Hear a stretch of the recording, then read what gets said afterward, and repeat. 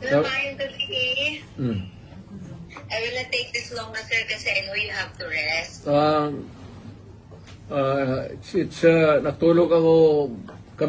natulog kami buong araw, ma'am. That's nice to hear. Okay, sir. Unang-una, how are you po? Talagang ang daming gusto magtanong, kumusta po si President Duterte? Sa awa ng Diyos, okay ako.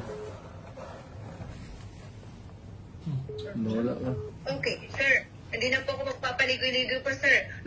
Nitong weekend, lalo na kahapon, ang dami hong nagulantang at nagpanik dahil dun sa balita. Ano po ba talaga ang nakarating sa inyo, sir? Meron daw po ba kayo talagang warrant of arrest? Ano po? Alam mo, ma'am, what is circulating in the city of Manila, it's almost the same that's being bruited around dito because of the, communications. Very easy. As a matter of fact, it's almost instant. Ilang segundo lang. So, ang masasabi ko, ma'am, is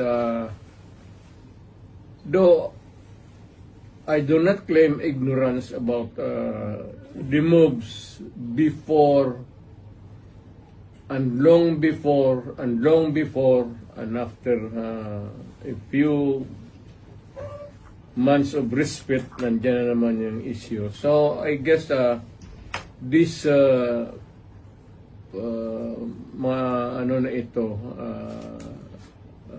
issues, I would call them, would hound me until the dying days of my life.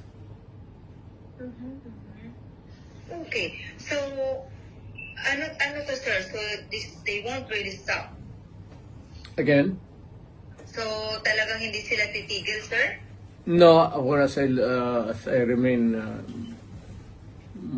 mainly if I remain to be a politician all the year round.